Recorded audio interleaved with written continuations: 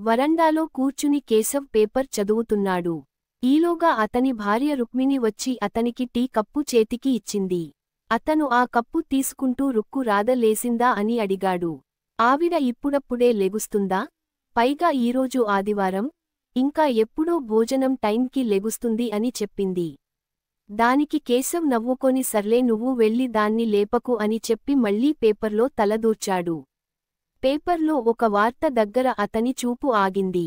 ఇష్టం లేని పెళ్లి చేశారని వివాహిత ఆత్మహత్య అని ఉంది. ఒక్కసారిగా అతను గతం తాలూకా ఆలోచనలోకి వెళ్ళిపోయాడు. విశాఖ సాగర తీరం, సంధ్యావేళ, సాయంకాలైన సాగర తీరాన అని చిరంజీవి సినిమాలోని సాంగ్ వినిపిస్తుంది. సాయంత్రం కావడంతో వాతావరణం చాలా ప్రశాంతంగా ఉంది. సముద్రంలో లెగుస్తున్నాయి. అయినా ఇవేవీ పెట్టకుండా ఒక అమ్మాయి సముద్రం ఒడ్డున నిలుచుని ఉంది. ఆ అమ్మాయి చీర కట్టుకోలేదు. కట్టుకుంటే రవివర్మ పెయింటింగ్ అందంలో ఉంటుంది. పింక్ కలర్ చుడీదార్, దానిమీద వైట్ లెగ్గింగ్, చెవులకి వేలాడే జుంకీ, మెడలో ఆమె పసిడి వన్నెలో కలిసిపోయిన ఒక గొలుసు, చేతికి ఒక హ్యాండ్ బ్యాగ్ తగిలించుకుని ఉంది. ఎవరికోసమో ఎదురుచూస్తూ విసుగు చెందినట్టుగా ఉంది ఆమె ముఖం. సముద్రంలో అలలు కాళ్లకి తగులుతున్నాయి. అయినా అవి ఏమీ పట్టనట్టే ఉంది. కోపంతో చేతి గోర్లు కొరుకుతూ ఎవరినో ఏదో తిడుతుంది. ఈలోగా ఒక 6 అడుగుల అందగాడు వెనకనుంచి వచ్చి ఆమె కనులు తన చేతితో మూశాడు. అప్పుడు ఆమె అతని వైపు తిరిగింది. ఏంటి రాధా రాణి గారికి కోపం వచ్చిందా? లేదు, ఇక్కడి నుంచుని నీరసం వచ్చింది కేశవ్ గారు అని చెప్పింది వెటకారంగా. అమ్మో మేడంకి కోపం వచ్చేస్తుంది అనుకున్న కోపం రాలేదులే అని కేశవ అన్నాడు. ఏంటో కేశవ్ నువ్వు రాకముందు వచ్చాక నీ పని చెప్పాలి అని పీకలలోతు దాకా కోపం ఉంది. కాని నిన్ను చూడగానే కోపమేంటి పొద్దుట నుంచి ఉన్న అలసట కూడా పోయింది. ప్రేమగా చూసుకునే భర్తని చూసే భార్యకి పొద్దున్న నుంచి కష్టపడి చేస్తున్న పనుల అలసట మొత్తం పోతుందని ఒక సర్వేలో తేలిందట. అలాగే ద్వాపర యుగంలో శ్రీకృష్ణుడు వేణువుకి ఆ రాధ చేస్తున్న పని మధ్యలో ఆపేసి మరి వెళ్లేదట. ఎలాగంటే ఈ కేశవడి కోసం ఈ రాధా రాణి వస్తుంది చూడు అలాగా. ఆహా, మరి నాకు నిన్ను చూస్తే అలసట పోతుందే, మరి నువ్వు నా భర్తవి కాదు కదా. భర్తని కాకపోయినా ఎప్పటికైనా నిన్ను చేసుకునే వాడిని నేనే కదా. అందుకు కేశవ్ నుంచుని కాళ్ళు నొప్పి పెడుతున్నాయి. దానికి తోడు మన కాలేజీ నుంచి నడిచి వచ్చాను. పోనీ ఆటోలో వద్దామంటే ఆటోలో సెక్యూరిటీ ఉండదు, వద్దు అంటావు అని రాధా కొంచెం విసుక్కుంది. అందుకే చెప్పాను కాలేజీ అయ్యాక నా బైక్ మీద వెళ్దాము అని. నువ్వు వినవుగా అని కేశవ్ అన్నాడు.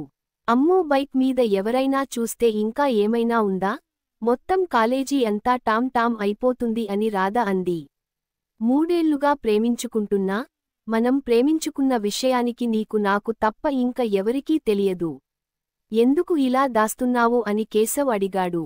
రేపు మనం ఇద్దరం పెళ్లి చేసుకున్నాక పెళ్లి పీటల మీద మనల్ని చూసి ఒక్కసారిగా షాక్ అవ్వాలి, అందుకే అని రాధ చెప్పింది. నువ్వు నీ అల్లరి చిన్న పిల్లల అని కేశవ్ అన్నాడు. అది సరేగాని అసలు పాయింట్ మర్చిపోయాను. ఇంతకీ ఎందుకు సార్కి అంత లేట్ అయింది అని అడిగింది. అదా, మన కాలేజీలో ప్యూన్ వాళ్ల వైఫ్ ప్రెగ్నెంట్. ఇందాక నేను నీ దగ్గరికి వచ్చేసరికి ఆవిడకి పెయిన్స్ స్టార్ట్ అయ్యాయి. సమయానికి ప్యూన్ కూడా లేడు. అందుకే ఆ రమేష్ గాడు నేను వెళ్లి తనని హాస్పిటల్లో జాయిన్ చేసి వచ్చాము అని చెప్పాడు. మరి ఇప్పుడు ఎలా ఉంది ఆవిడకి అని రాధ అడిగింది. తనకి ఆడపిల్ల పుట్టింది, ఇప్పుడు బానే ఉంది. అయ్యో ఆడపిల్ల, ఆయనకు పెంచడం కష్టమే అని రాధ అంది. ఏంటి ఆడపిల్ల పుడితే పాపమా? ఈ రోజుల్లో కూడా ఏంటి ఇంకా ఆడపిల్ల అని అలా చూస్తున్నారు. అయినా అలా అనే ముందు నువ్వు కూడా ఆడపిల్లవి అని గుర్తుపెట్టుకో రాధా అని కేశవ్ కొంచెం కోపంగా అన్నాడు. సారీ కేశవ్, ఇంకెప్పుడు అలా అనను. కానీ నన్ను ఇక్కడ ఎందుకు వెయిట్ చేయమన్నావో చెప్పు ముందు అని రాధ కేశవ్ని అడిగింది. కేశవ్ ఒకసారి రాధవైపు చూసి అప్పటిదాకా సీరియస్గా ఉన్న ఒక నవ్వు నవ్వాడు.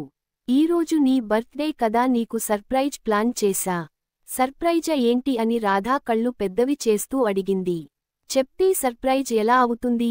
సర్ప్రైజ్కి ఇంకా టైం ఉంది, కానీ అప్పటిదాకా బీచ్ అంతా ఒక రౌండ్ వేద్దాం రా అని కేశవ్ అన్నాడు. అలా ఇద్దరు బీచ్ అంతా ఒక రౌండ్ వేసేసరికి చీకటి పడింది.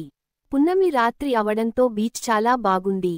అప్పుడు కేశవ్ రాధ కళ్ళు మూసి ఎక్కడికో తీసుకెళ్తున్నాడు. ఏంటి కేశవ్, నన్ను ఎక్కడికి తీసుకెళ్తున్నావు అని అడిగింది రాధ. నిన్నేమీ కిడ్నాప్ చేయట్లేదులే గాని ముందు చూసుకుని రా అని కేశవ్ అన్నాడు. కళ్ళు మూస్తే ఎలా చూసుకొని రాను అని రాధ అంది. ఓ అయితే మూసుకుని రా అని అన్నాడు. కేశవ్ రాధని తీసుకుని లైట్ హౌస్ పైకి కళ్ళు తెరిచాడు. పున్నమి రాత్రి, పైన ఆకాశం, కింద సముద్రం, నిండు వెన్నెల, నిజంగా అది చాలా బాగుంది. ఒకసారి రాధ చెవి దగ్గరికి వచ్చి happy birthday Radha, and I love you అని చెప్పాడు. రాధా, కేశవ్ ఇద్దరు ఇంజనీరింగ్ ఫైనల్ ఇయర్ చదువుతున్నారు. ఇద్దరు మధ్యతరగతి నుంచి వచ్చిన వారే. బాగా చదువుకుని ఇంట్లో వాళ్లని బాగా చూసుకోవాలని ఇద్దరి కోరిక. అందుకే ఇద్దరు ఫస్ట్ ఇయర్ నుంచి ప్రేమించుకున్న ఎవరికీ చెప్పలేదు. ఎప్పుడు హద్దులు దాటలేదు. క్యాంపస్లో ఇద్దరికీ జాబ్స్ వచ్చాయి. ఒక్కసారిగా అందమైన వెన్నెలను చూడగానే రాధ చాలా హ్యాపీగా ఫీల్ అయింది. Thank you Keshav, thank you very much అని రాధా కేశవ్ని పట్టుకుని చెప్పింది. అలా ఇద్దరు బీచ్లో మొత్తం తిరిగారు. అలిసిపోయి ఇద్దరూ ఒకచోట కూర్చున్నారు. రాధ కేశవ భుజం మీద తల వాల్చింది. ఏంటి రాధా, ఏమైనా చెప్పాలా అని కేశవ్ అడిగాడు. అవును కేశవ్, ఈ వీకూరు వెళ్తున్నా, మన గురించి ఇంట్లో చెప్తాను అని చెప్పింది. సరే రాధ, నేను వీకెండ్ వెళ్తున్నా, నేను మన విషయానికి చెప్పేస్తాను అని కేశవ్ అన్నాడు. కేశవ్ ఒకవేళ వాళ్లు ఒప్పుకోకపోతే అని రాధ అనుమానంగా అడిగింది. రాధ వాళ్లు ఒప్పుకోకపోతే ఎలాగైనా ఒప్పిద్దాం. 2 ఏళ్ళు, 3 ఏళ్ళు, ఎన్నేళ్ళు అయినా వాళ్లని ఒప్పించే పెళ్లి చేసుకుందాం. అంతేగాని వాళ్లని ఎదిరించి మాత్రం పెళ్లి చేసుకోవద్దు, సరేనా అని కేశవ్ అన్నాడు. రాధా సరే అన్నట్టు తల ఊపింది. తర్వాత కేశవ్ రాధని హాస్టల్కి కొంచెం ముందే బైక్ పై దించాడు. రాధా ఇంటికి వెళ్ళిపోయింది. అలా ఆ వారం ఎవరి ఇంటికి వాళ్లు వెళ్లారు. ఒక వారం రోజులు తర్వాత ఇద్దరు ఎప్పుడూ కలుసుకునే చోటు అదే బీచ్లో కలుసుకున్నారు. కాని ఈసారి ఇద్దరి కళ్లలో సంతోషానికి బదులు బాధ కనిపిస్తుంది. ఇద్దరూ కాసేపు ఏమీ మాట్లాడకుండా అలాగే నిల్చున్నారు. ఒకరి గుండె చప్పుడు ఒకరికి వినిపిస్తుంది. వారి మధ్య మౌనం చెరపటానికి కేశవ్ రాధా అని పిలిచాడు. రాధా కన్నీళ్లు నిండిన కళ్లతో కేశవ వైపు చూసింది. ఇప్పుడు ఏం చేద్దాం రాధా అని అడిగాడు. నాకేమీ తెలియట్లేదు కేశవ్, ముందున్న దారులు అన్నీ మూసుకుపోయాయి.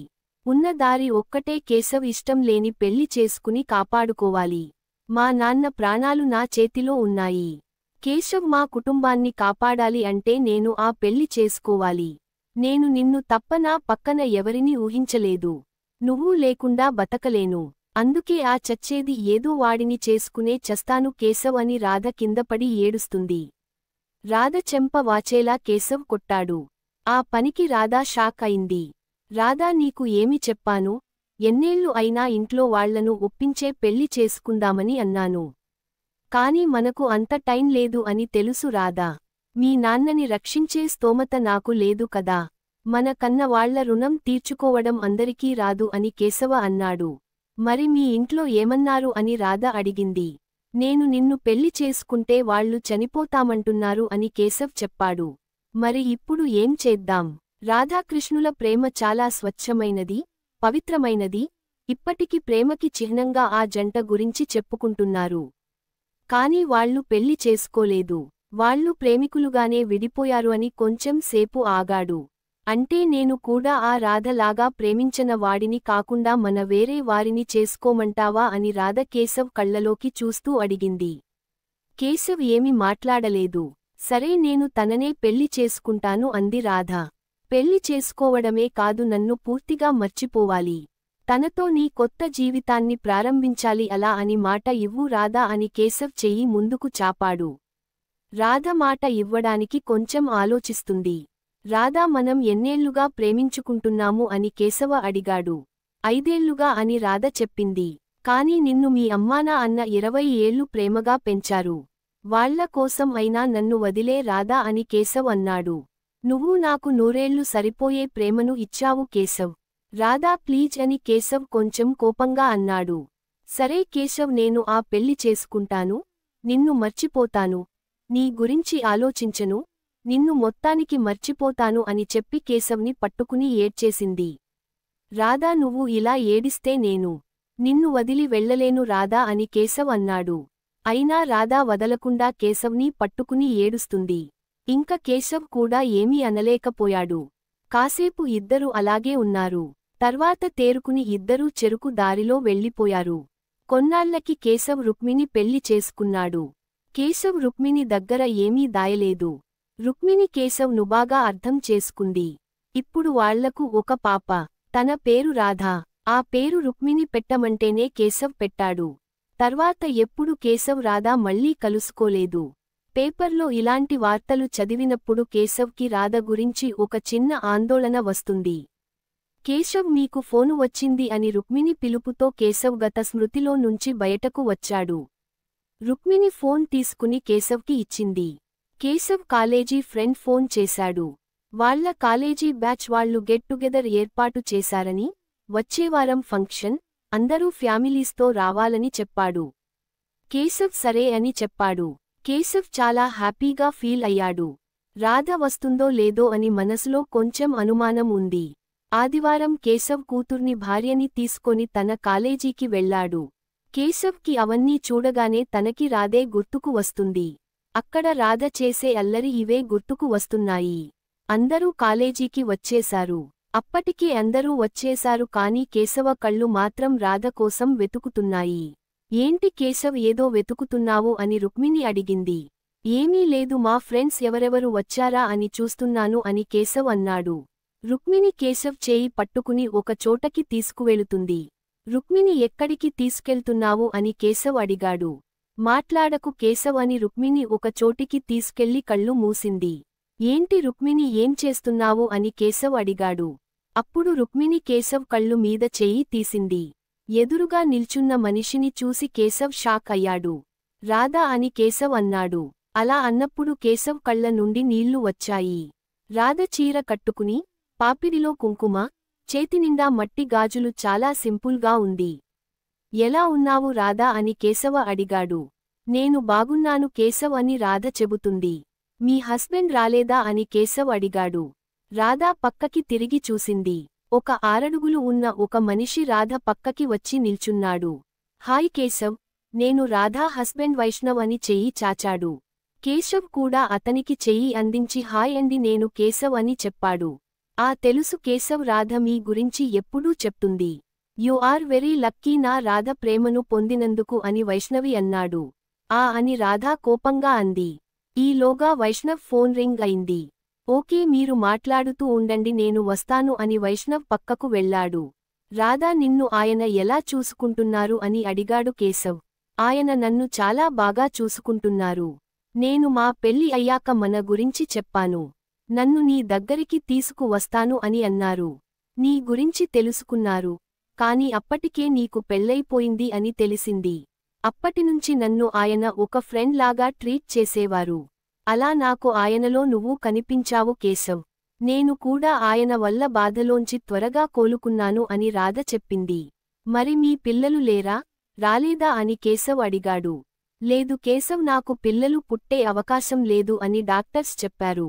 అందరూ ఆయన్ని నన్ను వదిలేసి వేరే అమ్మాయిని పెళ్లి చేసుకోమని చెప్పారు. కానీ వైష్ణవ్ నాకోసం తన వాళ్లని కూడా వదిలి వచ్చేశారు అని రాధ చెప్పింది. ఇప్పుడు ఒక పాపని అడాప్ట్ చేసుకుందాము అని అనుకుంటున్నాము. ఈలోగా మన జూనియర్ రాధ కేశవ్ దగ్గరికి వచ్చి, కేశవ్ మెడ చుట్టూ చేతులు వేసింది.